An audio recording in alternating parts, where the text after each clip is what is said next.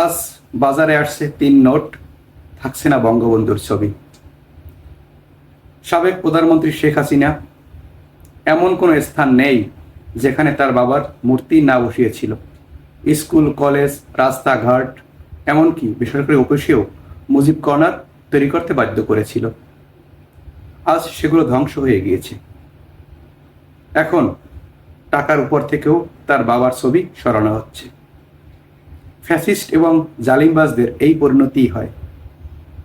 তাদের পরিণতি দেখে অন্যান্য রাজনৈতিক দলগুলোরও রাজনীতি করা উচিত। সংবাদটি প্রকাশিত হয়েছে কালবেলা পত্রিকায়। সংবাদটিতে উল্লেখ করা হয়েছে, শেখ মুজিবুর রহমানের ছবি বাদ দিয়ে নতুন সিরিজের ব্যাংক নোট চালু করল বাংলাদেশ ব্যাংক। রোববার 1 জুন বাংলাদেশের ঐতিহাসিক ও প্রত্নতাত্ত্বিক স্থাপত্য শীর্ষক ডিজাইনে তৈরি এই নোটগুলো বাজারে ছাড়ার পরিকল্পনা রয়েছে। প্রথম ধাপে 1000, 50 ও 20 টাকা মূল্যমানের 3টি নোট আজ রোববার 1 জুন থেকে বাজারে আসবে। নতুন ডিজাইনের এই নোটগুলোতে বঙ্গবন্ধুর ছবি থাকছে না। পর্যায়ক্রমে অন্যান্য মূল্যমানের নোট থেকেও শেখ মুজিবুর রহমানের ছবি সরিয়ে নতুন ডিজাইনে প্রবর্তনের উদ্যোগ নেওয়া হয়েছে।